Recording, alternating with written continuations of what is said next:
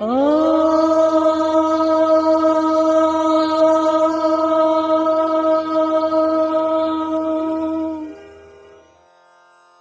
शांति। हम आपको सिंध हैदराबाद में ले चलती हूँ। वहां से हम आप लोग को सबको शुरू करते हैं। उन बहू की कहानी तो अब अनेक अपनी अपनी लंबी है। दिन से रात, रात से दिन बीत जाए की लंबी कहानी है। जब छोटे थे, रामा हाथी रमनी 1922 ईयर मेरा बर्थ ईयर, मैट्रिक 15 बरस की हूँ जब की मुझे यादगिरी है। तो हम वैसे तो बचपन जरा इस भक्ति में अच्छा था, दुनिया की तरफ में पहले से ही नहीं था, शुरू से ही नहीं था। जिसका एग्जाम्पल है, मैंने लाइफ में आज तक थिएटर क्या है कभी देखा है, कभी नहीं देखा। और शायद बचपन में कुछ खाया है, नहीं तो मैं ज्ञान में आने से पहले ही वेजिटेरियन थी। नहीं तो सिंधी परिवार में वेजिटेरियन शायद ही कोई होता, लेकिन हम वेजिटेरियन थी। मैं नहीं खाती थी, थोड़ा साधु वासवानी को मानती थी। सुना है ना साधु वासवानी? तो क्या टोटल इतना था कि बिल्कुल साथ में एक मंदिर था। मैं इतनी छोटी होते भी मेरी ड्यूटी थी कि रात को मैं मंदिर में जाना और सब कुछ वो नहीं पूजा करके और सुनाना करना, मंदिर को बंद करना। जबकि मैं ये 12-13 बरस की हूँ जब की मुझे यादगिरी है। और एक छोटा सा मुझे ये भी मंत्र याद है कि मैं हमेशा कहती थी, जीवन में आशा रखना ज्ञान है। क्यों कहती थी ये मुझे पता नहीं। इच्छा मात्रम अविद्या, ये उसका जीवन माना जाता है। मैं इसको मानती थी। इच्छा कभी नहीं कोई करनी चाहिए, जो मिले सो ठीक। घर में फैमिली में सिर्फ हम अकेली हूँ।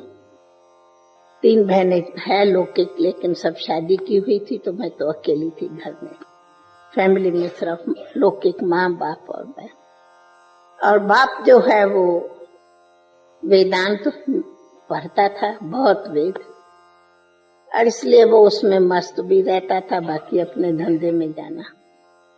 इसलिए वो भी कोई इतना घर में कोई ना कोई भाई बहनें और थी, ना कोई अटैचमेंट का इतना था।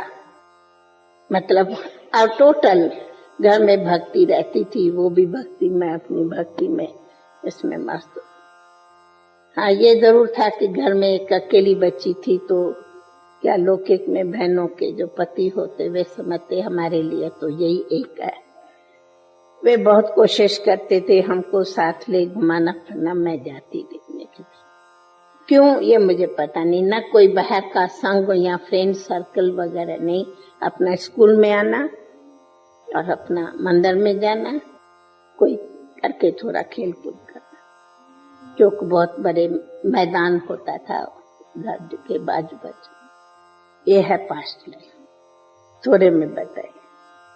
तो एक दिन का मुझे ये जरूर सपन है कि मुझे अमृत वेले सवेरे सवेरे, क्योंकि ये मैं और कुछ नहीं तो सिंधी लोग सुखमनी पढ़ते, स्कूल में गीता पढ़ती थी, तो थोड़ा वो संस्कार था, भागवत पढ़ती थी। ये मेरा स्कूल में जाने से पहले भी 1-आधा घंटा नियम होता था, कुछ न कुछ पढ़ के जाना। तो अमृत वेले मुझे याद है कि एक दिन, ये दिवालियों की छुट्टी है, स्कूल से छुट्टियां होती है ना, 5-7 दिन पहले की बात है। तो मुझे छुट्टी थी, तो मुझे याद है अपने रूम में मैं सोई हुई हूँ, तो मैंने एक स्वप्न देखा सुपनी कहेंगे, अभी हम दर्शक हैं। तो मेरे सामने एक बहुत सुंदर, बहुत शाही ग्रीन गार्डन था। जैसे ग्रीन घास बिछा हुआ गार्डन होता है ना गलीचे की तरह, बहुत शाही गार्डन है। और वहां से दूर से लाइट चमकती हुई रही और उसमें छोटा सा इतना श्री कृष्ण मुरली हाथ में लेता नाचता नाचता उसमें से लाइट से प्रकट हो मेरे सामने आ रहा है। बहुत हर्षित हो रही हूँ, पर ये मुझे पता नहीं मैं जाग रही हूँ या नहीं। मुझे लगता है सवेरे 4 बजे, 3-4 बजे का टाइम है, मुझे नींद है। तो सपनी कहेंगे या जागृत कहो, जो भी समझो। तो मैं जब भी वो देख रही थी, तो जब नजदीक में आया तो ये मैंने देखा कि बिल्कुल उसी के इतना आगे ये इतना छोटा सा कृष्ण है, पीछे में ब्रह्मा बाबा है। जब मैं कभी ब्रह्मा बाबा को देखा नहीं, रिश्तेदारी कोई नजदीकी हमारी थी नहीं, लेकिन बाबा के पास सत्संग होता था तो लौकिक माँ बाप जाते थे पहले। जो नहीं, बाबा कहते मेरे गुरु का, मुझे गुरु ने पहले, ये तभी की बात है, उस टाइम की नजदीकी बात। तो बड़े तो आपस में जानते हैं, पर मैं नहीं जानती थी या मैं कभी देखा भी नहीं था। तो ऐसे मैंने देखा कि नहीं सुनते हैं कि सत्यनारायण भगवान बूढ़े वेश में आता है, ऐसी कथा में सुनते हैं ना।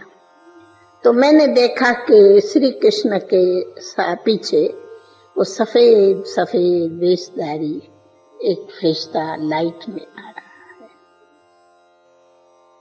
बिल्कुल हमें वही लगे जो कथा में सुनते थे कि बूढ़े वेश में भगवान आता। तो मैं उनको बिल्कुल भगवान के रूप में देख रही थी। तो जितना ही प्यारा वो लगे उतना ही प्यारा कृष्ण लगे। अब इसको देखूं या उसको देखूं, किसको लागू पाए, कहा जाता।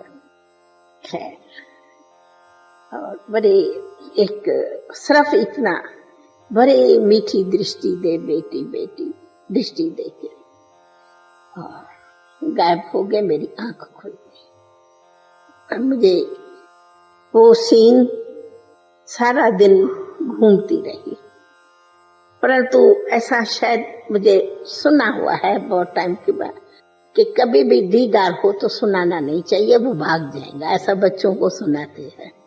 तो मैंने किसको बोला नहीं, पर अंदर मुझे बड़ी खुशी, दिल कहे मैं फिर देखूं फिर देखूं, पर मैं शांत चुप रही, न मां न बाप किसको सुनाया नहीं। तो क्या हुआ कि एक मेरी फ्रेंड थी, क्लास फेलो, क्योंकि मैं उस टाइम में मैट्रिक पढ़ रही हूँ और उसी स्कूल में मम्मा मेरे साथ है। वहां 2 स्कूल थे। पहले मैंने बचपन में दूसरे स्कूल में पढ़ा, लेकिन जब इंग्लिश पीरियड लिया तो मैं दूसरे स्कूल में गई। तो उसी स्कूल में मम्मा भी थी। तो मम्मा और मैं दोनों एक ही क्लास की क्लास फेलो थी और एक बेंच पर, मुझे याद है, मोस्टली बैठते थे। तो क्या हुआ कि मेरी एक दूसरी क्लास फेलो थी, तो ऐसे याद किया, छुट्टियां होती है तो क्लास फेलो दूसरे को कहते ना कब आना ये है, और छुट्टियां होती है तो कभी कभी तो फ्रेंड्स जाते ही है। तो मैं उनके पास में शाम के टाइम में गई। तो मैं जब उसके पास गई तो वो ध्यान में बैठी थी और बड़ी ऐसे प्रेम की बड़ी धारा बह रही थी। तो मैंने कहा, लीला, लीला, उसका नाम लीला था।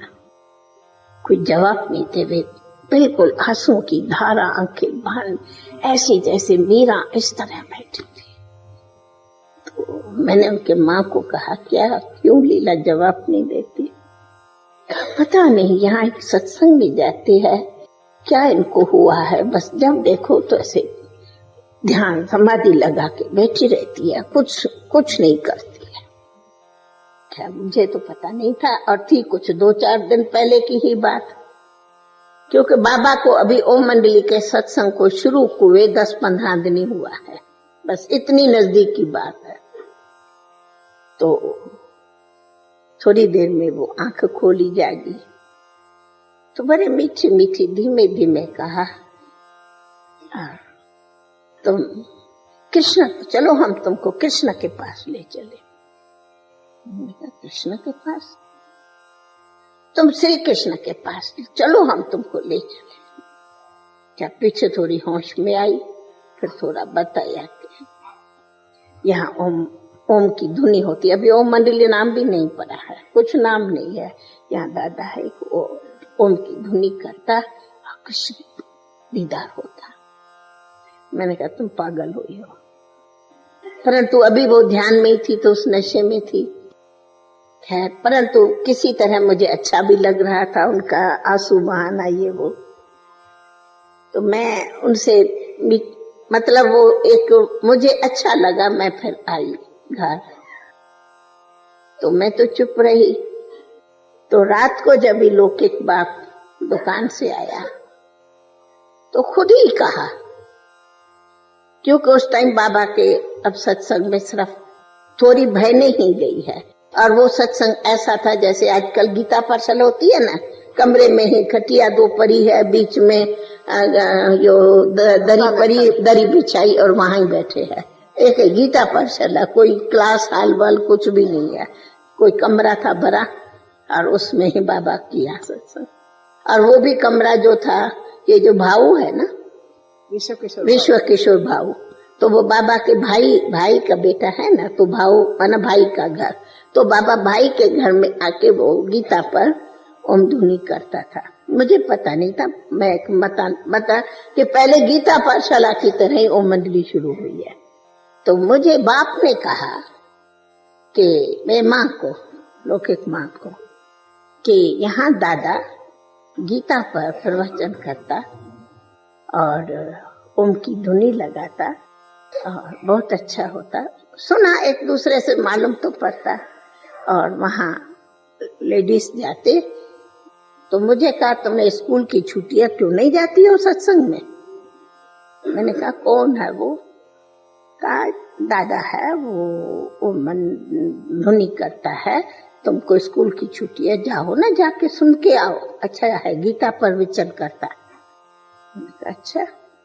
तो तब मैंने कहा कि हाँ, मुझे आज लीला बहन ने भी कहा है तुम आओ, तो मैं वहां चले। वो नहीं कहा कृष्ण विष्णु, बस मैंने इतने, हाँ जाओ। तो बाबा सत्संग करता था 10 से 11 बजे सुबह को। जब मर्द लोग दुकानों पर चले जावे ना, तो बहनें थी तो 10 साढ़े 10 ही तो फ्री होंगी। तो अभी थोड़ी ही बहनें थी।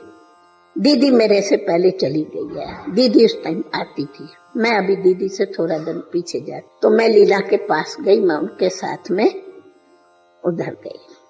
तो वो भी जो घर था, तो ये रूम है बाबा की जहाँ सत्संग, और साथ में ही दूसरी रूम है, अंदर ही आंगन, एक दरवाजा है। वो थी हमारी दूसरी फ्रेंड कितनी, जिसको भी हम क्लास फेलो कहें। तो उसके पास तो मैं जाती ही थी। तो मैं किकनी के पास गई, सत्संग अंदर था, माना ये रूम इधर है, वो रूम उधर है। तो जैसे नहीं 2 घर हो, सिर्फ बीच का दर है, ऐसे था। तो मुझे किकनी अंदर लेके चली। अंदर सत्संग में पहुंची तो ओम की धुनी चल रही थी, बाबा ओम की धुनी लगा, और वो ओम की धुनी ही समझो सच्ची जादू है।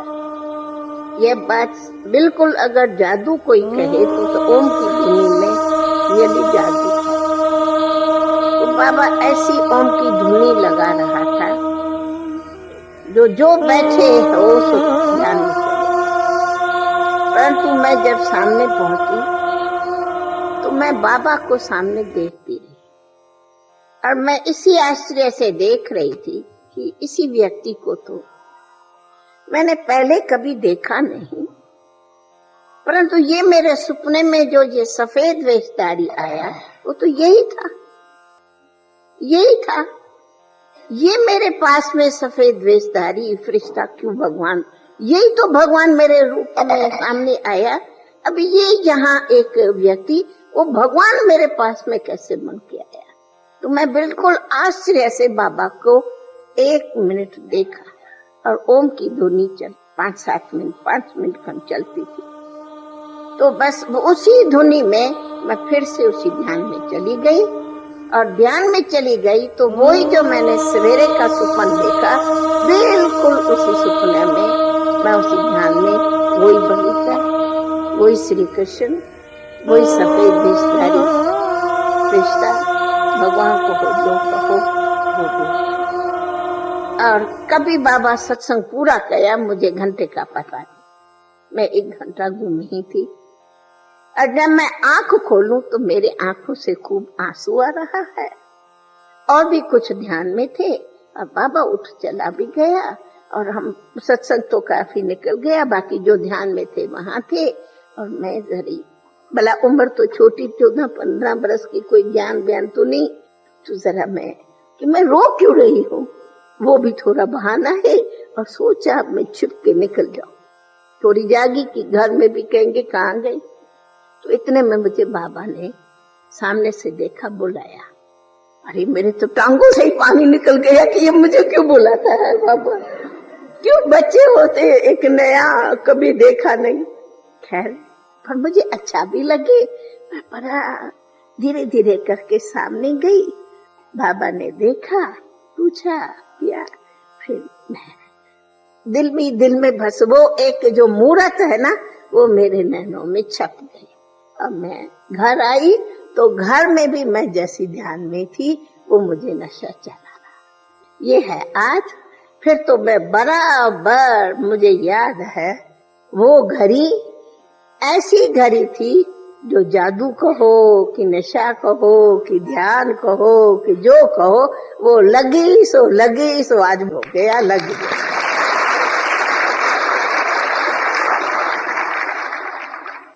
तो मुझे याद है कि समझो ये दिवाली के दिन की बात है, या मैं 1 दिन पहले आई हूँ या 2 दिन पहले, फिर दिवाली है। तो दीपावली पर ये ओम मंडली का सत्संग चलता रहा, और थोड़े ही दिन में ये जो है ना, सो सत्संग छोटा होने लगा। तो एक था भाऊ का घर, एक था बाबा का घर। फिर उस बाबा के घर में सत्संग शुरू हुआ, क्योंकि 8 दिन भी नहीं, 4-5 दिन में इतनी भर गई, जो हमें वो बदल के बाबा के घर में आना पड़ा। ये है 1936 की कहानी। उनके बाद में तो सत्संग बढ़ता गया, खूब बढ़ा। फिर बाबा कश्मीर गया है। तो इसी बीच में जब बाबा कश्मीर गया, तो बाबा ने एक स्कूल के प्लान से बिल्डिंग बनाने कॉन्ट्रैक्टर को दी थी। अब वो स्कूल का, माना जैसे स्कूल बनते हैं ना, रूम से आंगन, ये वो बिल्कुल स्कूल के प्लान से। अब ये प्लान ज्ञान में आने से पहले बाबा दे चुका है, और वो बिल्डिंग बन गई है। अब इसमें बच्चों को भी ज्ञान सिखाया जाए। तो बाबा चला गया है, जैसे हर साल अपनी फैमिली के साथ लौकिक धंधे में भी बाबा कोई न कोई हिल स्टेशन पर जाते थे। तो उस टाइम में बाबा कश्मीर चला गया, अपनी सारी लौकिक फैमिली साथ, निर्मा शांता वगैरह सब साथ। तो फिर बाबा उस टाइम में लिखा कि ये बिल्डिंग है, अब वो तैयार हो गई है, और आप लोग इसमें बच्चों की और स्कूल खोलो, जिसमें बच्चों को ये ज्ञान सिखाओ, ओम ये वो सब सिखाओ। तो ये सारा बाबा ने मम्मा को बांट दिया, और मम्मा ने और हम सभी की एक मीटिंग हुई, माना थोड़े ही थे, बाबा थोड़े रखे थे, उसमें बैठ करके हम सभी जो थोड़े रोज आते थे, उन्होंने प्लान करके, अभी इसमें हम बहनें ही हैं, अभी कोई भाई हमारे सत्संग में आना शुरू ही नहीं हुआ है। तो ज्ञान तो इतना समझा था, जो लेक्चर करते थे वो नाने काके मामे पगड़ी वाले सब बैठते थे, पता नहीं क्या बोलते थे, हमें ये ज्ञान पूछो तो समझ में भी नहीं आता, शुभम शुभम कहते थे, और इतने कि ये विद्वानों को भी हम जीतेंगे। अरे मुझे याद है कि ये ललकार करते थे कि अगर हमसे पूछो वो कुछ नहीं थी, पता नहीं कौन सी बाबा की शक्ति चाबी भरी, और नहीं तो इतनी उम्र की है। 15 के तो बहुत छोटे लगते हैं। बहुत छोटी याद है, इतनी छोटी, इतनी पढ़ने वाली, और क्या थी। खैर, लेकिन बड़ा बड़ा लेक्चर करते थे, ओम की धुनी लगते थे, और वे भी हमारी भाषण को सुन के खुश होते थे। वाह रे हमारी बच्चियां, ये है बाबा की वंडरफुल जादू। खैर, फिर बात आई कि तो जब बाबा ने लिखा, फिर हमने तैयारी की, तो जब तैयारी की तो जो हमारे सत्संग में माताएं आने लगी, उन्हों के ही बच्चियां और बच्चे तैयार हुए कि हम इस सत्संग में, हम इस स्कूल में रखें। अब ये तो जो हॉस्टल में है वो तो लौकिक पढ़ाई स्कूल की करती, उन्होंने तो लौकिक पढ़ाई भी छोड़ी, सीधा आकर के वहां रहे, बोर्डिंग बनी, और अल्लाह ये सब उनको सिखाया, बे भगवान बस ये भाषा सिखाई, हिंदी थोड़ी सिखाई, इंग्लिश थोड़ी सिखाई, और वो, और परंतु लेसन सभी यही, ओम मंडली का गीत, ओम की धुनी, ई सब इस पर सिखाए, और फिर उनको रोज अच्छी तरह से पढ़ाने लगे। लेकिन वो शुरू जो किया भवन, अब आती हूँ दीपावली, तो उसी भवन में बाबा ने बाकायदे जैसे स्कूल शुरू करते, स्कूल के बेंचेस है, एक फ्लोर है जिसमें स्कूल चलता, एक फ्लोर है जिसमें सोते हैं, बड़े शाही हाल है उसमें सोते हैं, और एक फ्लोर है जिसमें भोजन खाते हैं, नहाते धोते हैं, माताएं रहती है, ये सब। और भोजन वहां से हमारा शुरू हुआ, अपने हाथ से खाना पकाना और खाना। अब वो जो शुरू किया, ओपनिंग किया, नए पलंग, नए बिस्तरे, नए बेच, नया फर्नीचर, नए बुक्स, नई कापियां, नया भंडारा, बिल्कुल ब्रांड न्यू, हर चीज नई। वो बिल्कुल दीपावली के दिन उसी भवन का, स्कूल का, बोर्डिंग का मुहूर्त हुआ। और जब हम उस स्कूल में रहने लगे तो हमारे ही साथ तब कहा, बाबा का भी वो ही समर्पित दिन है, बाबा अपना ओम मंडली भवन छोड़ बाबा हमारे साथ उसी बोर्डिंग में रहे। तो बाबा ने भी जो घर छोड़ा वो दिवाली के दिन।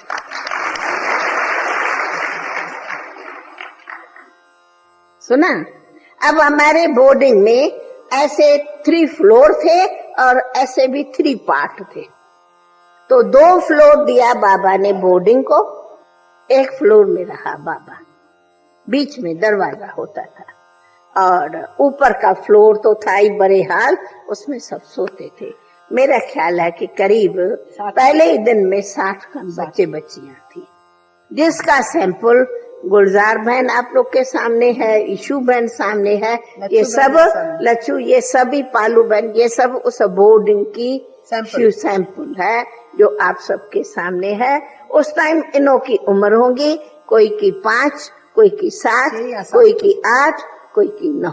मैं समझती हूँ ईशू 8 बरस की होंगी, गुलजार बहन 9 बरस की थी, और हम 15 बरस की टीचर बनी दादी, और हम अब ये बने हैं टीचर। ये है बाबा की कमाल। तो अब हम जो टीचर्स रही, दादी है चंद्रमय दादी, शांतामणि दादी, और मैं, और एक मिठू दादी जिसने शरीर छोड़ा, और एक दूसरी थी शांतामणि बड़ी। वो 5 हम टीचर्स थे, उसमें भी ये हम 4 बहने थे, और जो आप लोग के सामने सैंपल है। और उसी टाइम में ये सब दिवाली पर समर्पण है।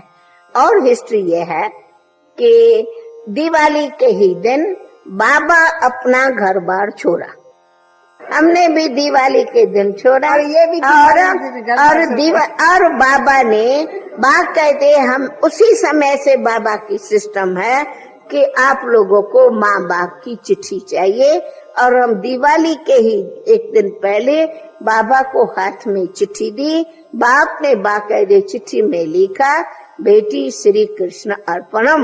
मैंने कहा नमस्कार अर्पण। तो अब बाबा ने भी फिर कहा कि ये जसोदा मना निर्मल शांता की लौकिक माँ बाबा सब अर्पणम, शिव बाबा क्या कुछ चिट्ठी लिखी है उसमें सब अर्पणम, सब अर्पणम हो बाबा गया। ने भी पत्र लिखा है, बाबा ने भी पत्र में लिखा, जो बाबा की धर्म पत्नी थी लौकिक, उसने भी लिखा, सब समझो समर्पण। सबने चिट्ठी लिख के ओम मंडली माता को समर्पणम, ये बाबा का भी खुद का पत्र लिखा। और हम दीपावली पर अपने ओम निवास, उसका भवन का नाम रखा ओम निवास, और उसी ओम निवास विद्यालय में हम आकर के रहे हैं। बिल्कुल बाबा ने फिर ऐसा हमें ट्रेनिंग दिया रखा जैसे हम कोई शहजादियां हैं। बच्चियों को पालना की तरह ऐसा हमें सिखाया जैसे कोई शहजादियां है। भला बाबा तो वैसे लौकिक में जवेरी तो था ही। ये अकेले बाबा के भंडारी से ओम निवास शुरू हुआ और सब कुछ ओम मंडली माता को तन मन धन सहित अर्पण हुआ, और हम भी सब उसी ओम मंडली माता को समर्पण होके और पहले दिन से ही सेवा शुरू की। फिर उसी दिन ओम मंडली भवन मिला ओम राधे को, माना मम्मा को। मम्मा भी उसी ही दिन अपना घर छोड़ के आके ओम मंडली में रही। तो ओम मंडली का जो इतना बड़ा विशाल सत्संग हो गया, उस टाइम सत्संग बहुत शाही हो गया था।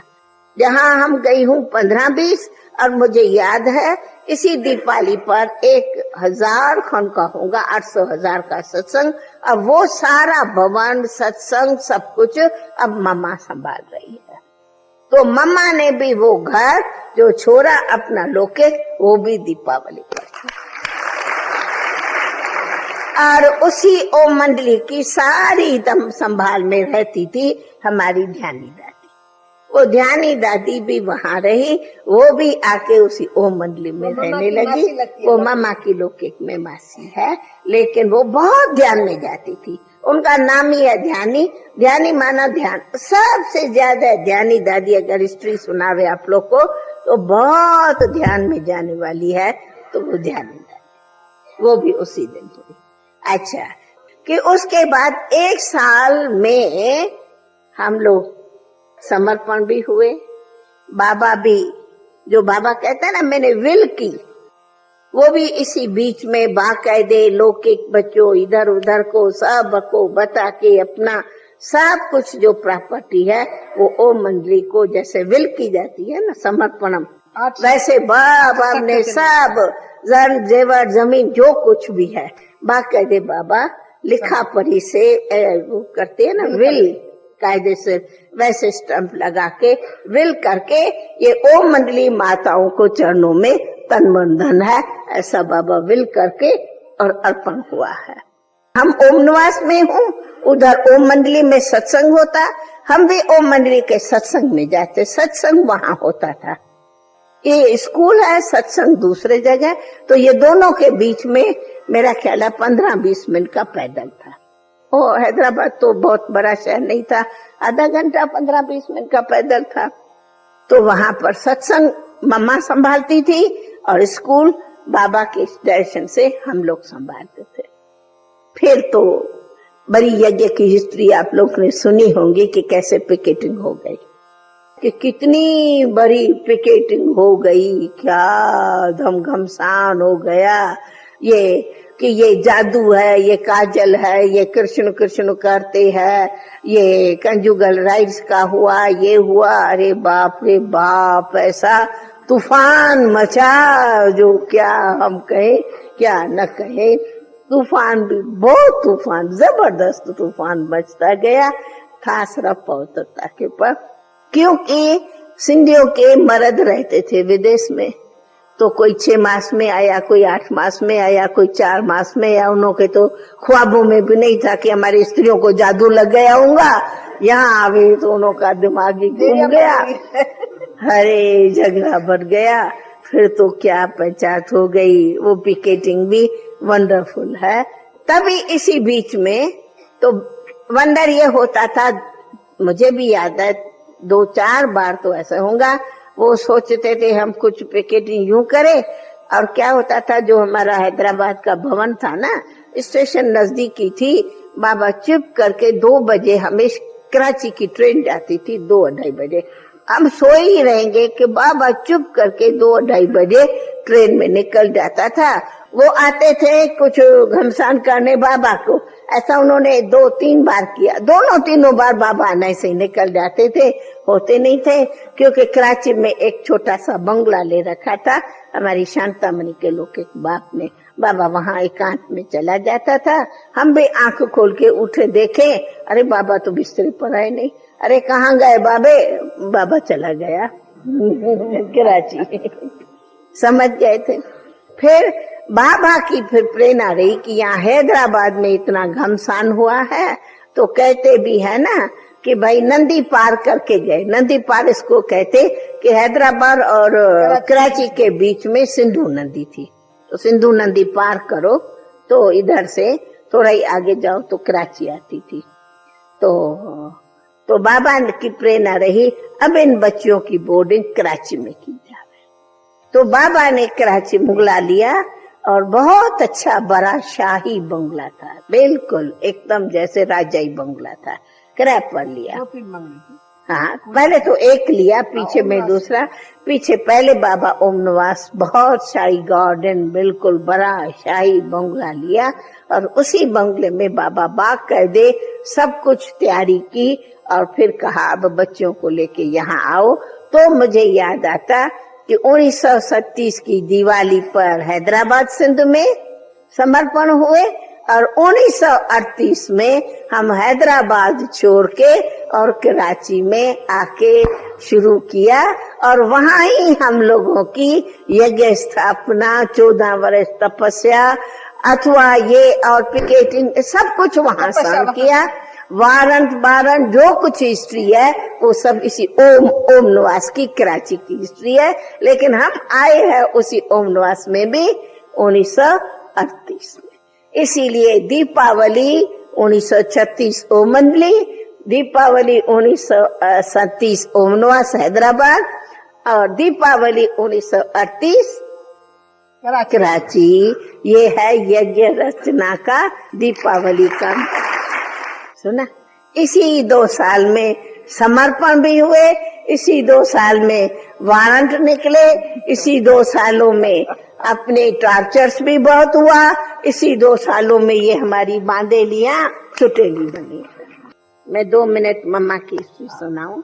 अच्छा, जन्म पंजाब का है लेकिन मम्मा की फैमिली लोग के बाप वगैरह बॉम्बे था, तो मम्मा पढ़ी बॉम्बे में। फिर लौकिक बाप ने शरीर छोड़ा तो फिर बड़ा मम्मा हैदराबाद में आई।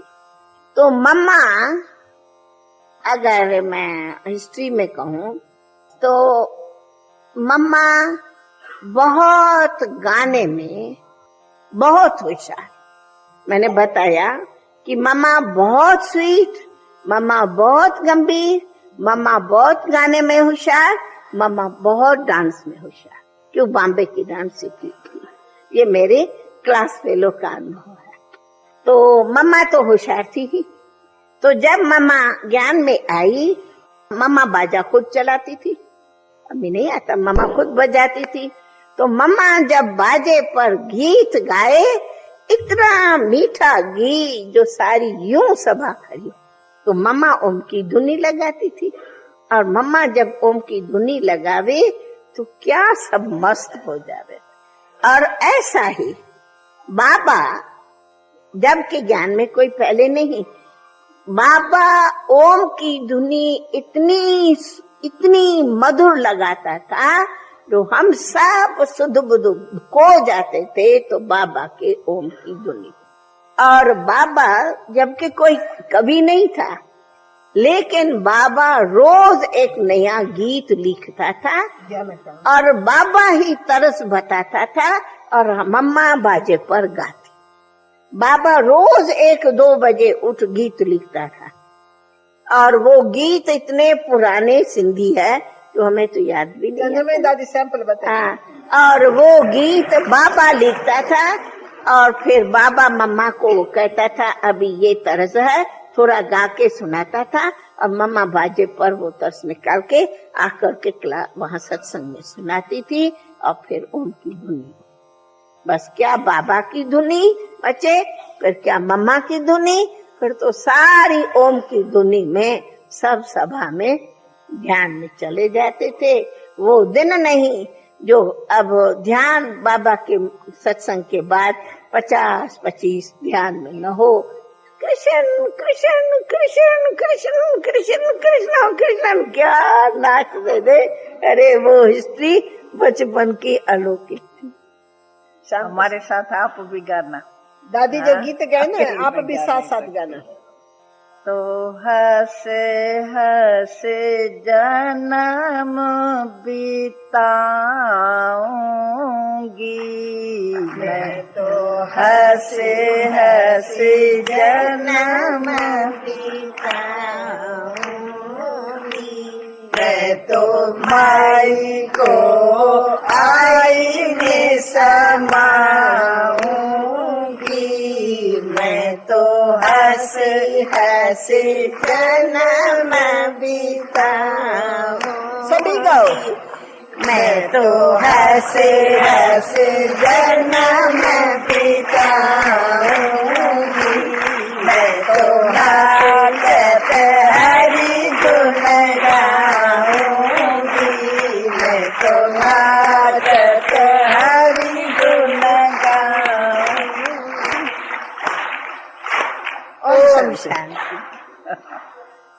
वो गाने का उस टाइम का नशा ये अपना अलौकिक था। अभी तो कितना भी को उसी नशे से, क्योंकि उस टाइम तो हम उसी ओम के धुनी के नशे में रहते थे। अभी तो ज्ञान है, मैं आत्मा हूँ शिव बाबा की, हम ओम की धुनी आवाज में कैसे है। उस टाइम में तो खूब धुनी लगाते थे। इसी बीच में फिर समझो खूब काफी ज्ञान की गहरी गहरी पढ़ उसी टाइम में ही ये निकली है, जबकि वार का अंत के टाइम है। वार और पाकिस्तान, ये समझो इन बीचों में ये सब हुआ है।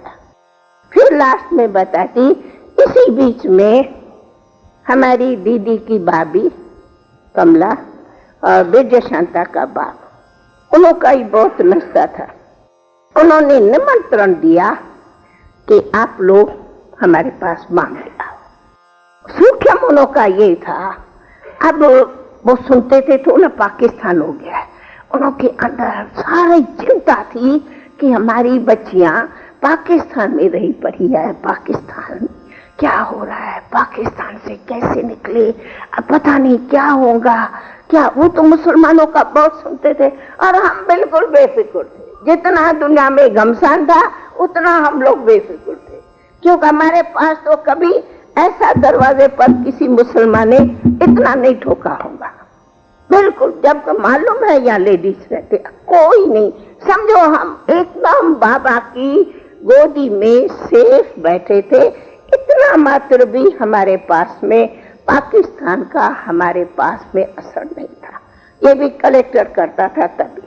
कभी इत्तेफाक बाय रोड से गाड़ियों का आवाज आता था, गाड़ी से थका हुई और खून की नदी बह गई।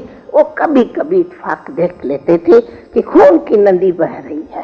तो बाबा हमें कहते थे, बच्ची दुनिया को देखना ही नहीं है, न गैलरी पर खड़े न हो। देखो हम गैलरी पर ही नहीं खड़े हुए जो रोड को देखे, तो हम तो अंदर मौज में रहते थे और तपस्या का बहुत चलता था। तो हम तो उसी मस्ती में, बाबा ने ऐसी मस्ती दी, इतना बाबा की मस्ती में रहते थे। जो दुनिया में लड़ाई भी है कि पाकिस्तान है, भारत में क्या हो रहा है, यहाँ क्यों है, हमारे को डर भी नहीं था। हम तो मौज में रहते थे। उसी टाइम बाबा ने ये कहा, तो कमला ने दिया हमें निमंत्रण। तो बाबा ने कहा अच्छा जाओ। उसने रिटर्न टिकट भी भेजी। हम आए बॉम्बे। तो बॉम्बे आए हम 5 आए। कमला के पास दीदी, हम, आनंद किशोर, निर्मा शांता और शील पीछे आती है। तो हमने आकर के कमला के पास समझो एक जैसे क्लास शुरू किया। तो कई आजू बाजू की गोपिकाएं आने लगी। गोपिकाएं अभी हम कहती, उनको ज्ञान सुनाने लगे, उनको बड़ा अच्छा ज्ञान लगे। ऐसे करके हम 3 मास वहां रहे।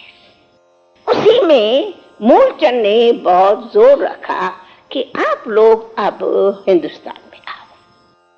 और मूलचंद को जोर रखा स्वामी गंगेश्वरानंद ने, जिसका गंगेश्वरानंद धाम इधर है ना, इधर है ना माउंट आबू में। क्योंकि स्वामी गंगेश्वरानंद हम लोगों के लौकिक के में गुरु थे। हम तो छोटी थी तो हमें तो याद है वो बुलाते थे, क्योंकि मेरा लौकिक बाप तो उनका अन्य शिष्य था, तो हमको बच्चों की तरह जैसे बच्चे आते हैं बिठाते हैं करते हैं देते थे। उसने कहा कि आप इन्हों को कहो अब्बू में आओ। उसने कहा अब्बू में आओ। फिर उसके कहने पर इधर में हम लोग गए हैं। फिर वापस दूसरा बार दीदी आई है, तब उसने बहुत जोर दिया कि आप लोग मेरे बंगले पर आओ, दादा को बोलो, दादा को बोलो। वो दादा को बहुत मानता था कि ये दादा की कमाल है, जो दादा ने इस पौत्रता का बल सारी शक्तियों में भरा है। उसको ये बात बहुत अच्छी लगी थी। फिर उसके कहने पर इधर दीदी आई है मूलचंद के साथ, और दीदी ने आकर के ऐसे चलते किसी से पूछा कि यहाँ बड़ा बड़ा बंगला है। तो किसने कहा हाँ है। कहा दिखाओ। तो वो भरतपुर कोठी दिखाई, बंद थी, कोई मैनेजर तो था नहीं। तो दीदी बाहर शीशों से ही यहाँ वहाँ सारा राउंड लगा के देखा। तो दीदी ने कहा ये तो बड़े बड़े हाल है अच्छे।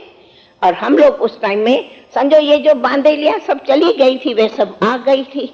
अंत में तो सब लोग ये आ गए, तो हम लोग जाकर के 300 से ऊपर हो गए। 150 पौने 200 थे, फिर 300 से ऊपर थे। तो इतने लिए कि बंगला चाहिए। फिर दीदी को बड़ा पसंद आया तो दीदी ने लिखा बाबा ये मकान मिल सकता है और 500 रुपया किराया पर है। उस टाइम तो 500 बहुत बड़ी चीज थी। और बंगला मिल सकता है, हम लोगों के रहने जैसा है। अब विश्व किशोर आकर के देख के पक्का करें। ये था अबू में आने का संकल्प।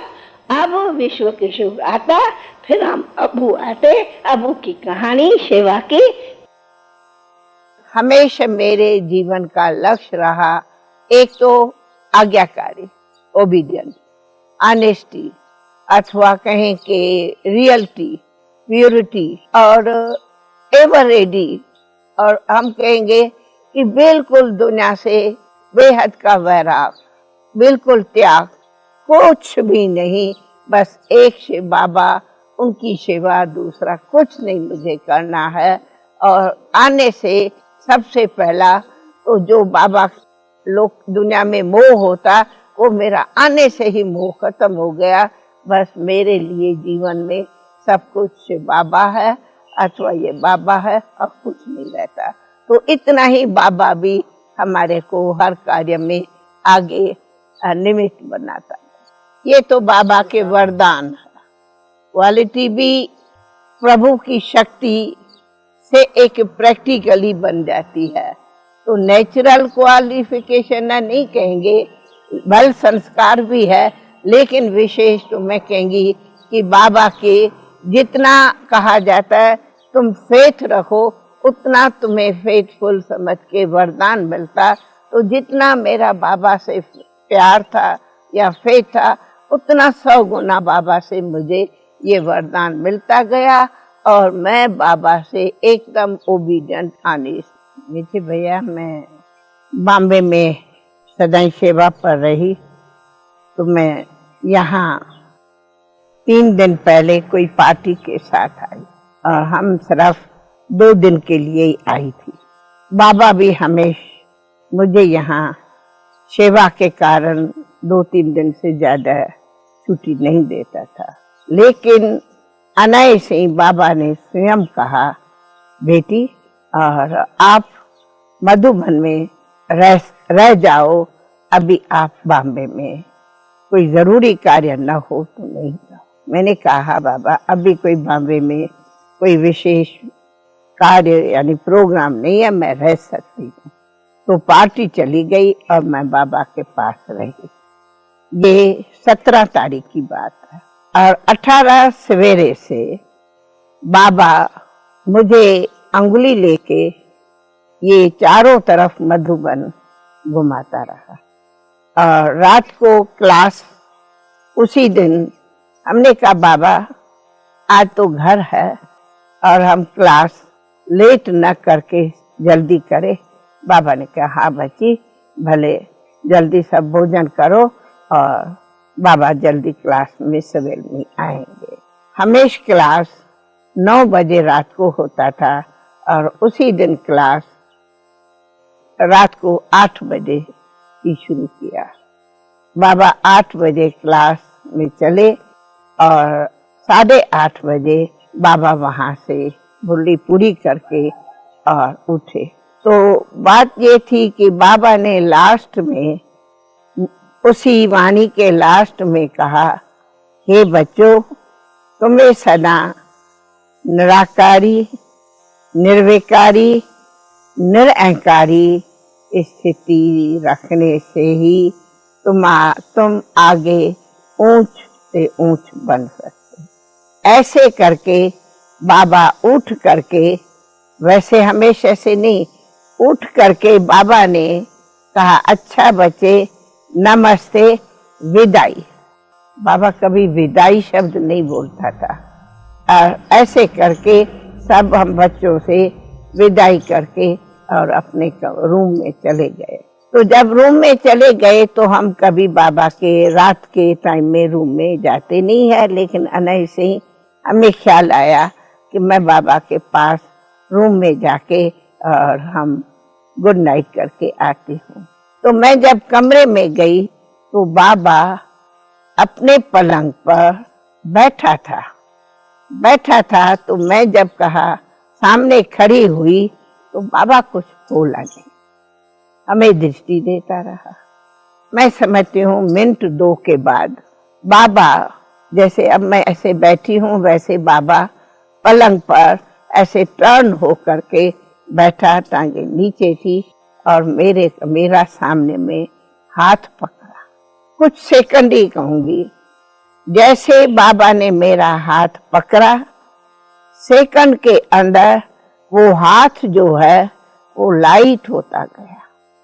पकड़ा हुआ हाथ मेरा स्लोली लाइट होता गया और मैंने देखा कि बाबा के नैनों से एक लाइट यूं चली और लगे कि वो लाइट जैसे कि निकल कहाँ गई नहीं, लेकिन उस लाइट से बहुत बड़ी विल पावर मेरे में आती। मुझे लगा कि ये क्या हो रहा है। बहुत बड़ी पावर्स, जिसको कहीं पावर्स कहो, ब्लेसिंग कहो, वो उस सेकंड के अंदर मुझे अनुभव होती गई। और परंतु मुझे ये नहीं ख्याल हो रहा था कि बाबा कोई व्यक्त से अव्यक्त। तो मैंने कुछ घड़ी के बाद जब कहा हाथ पकड़ा, तो हाथ पकड़ने में नहीं आया। तो मैंने कहा बाबा, बाबा मुझे दृष्टि दे ही रहा था, तो मैंने कहा बाबा बाबा बाबा, तो मुझे कोई आवाज तो आया नहीं। और इतने में ये सब समझे कि बाबा व्यक्त से अव्यक्त हो। परंतु मेरे पर्सनल में ये बिल्कुल फीलिंग नहीं हुई कि बाबा हमें कोई छोड़ गया।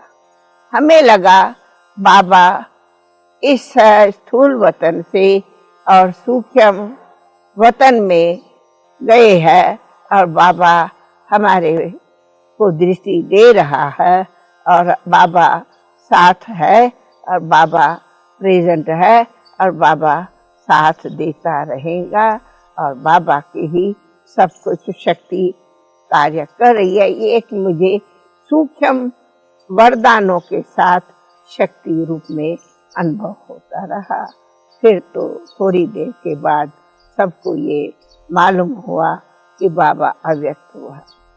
वंडर ये था कि जब मैंने चारों तरफ फोन किया कि बाबा के बच्चों को, क्योंकि दीदी भी बाहर थी, तो आप बाबा व्यक्त से अव्यक्त है, आप आओ। तो मैं फोन जब कर रही हूँ तो भी मुझे अंदर से बिल्कुल नहीं फील था कि बाबा कोई छोड़ गए हैं। नहीं, बाबा साथ है, बाबा साथ रहेगा। सब बच्चे आओ बाबा के पास आकर के बाबा से अपनी अपनी रूहानी शक्ति लियो, ऐसा मुझे अनुभव हो रहा था। और उसी शक्ति से हमने सबको फोन करके कहा कि मधुबन पहुंच जाओ, बाबा सभी का स्वागत करेगा। ऐसे मुझे दिल से बहुत बड़ी एक, चाहे ब्लेसिंग कहो, चाहे शक्ति कहो, चाहे बाबा की जो कहो, मुझे सदा मिलती रहती। अभी तक भी मेरे को गाइड अगर करता है तो बाबा ही करता। बाबा के गाइडेंस के अंदर ही हम चल रही हूँ और वही मुझे चला रहा है, वही मुझे गाइड करता। इसलिए आप लोग भले समझो दादी करती, लेकिन मैं कुछ नहीं करती, कराने वाला मेरे से करा रहा है। ये मेरा सदैव का अनुभव है। मैं निमित्त इंस्ट्रूमेंट हूँ और तू ही करता, तू ही कराता, तू ही देता, तू ही लेता। हम सदैव अनुभव। सर्व भाई बहनों को एक शुभ संदेश देती कि ये समय है सभी के दिलों में शांति की शक्ति अथवा पवित्रता की शक्ति को धारण।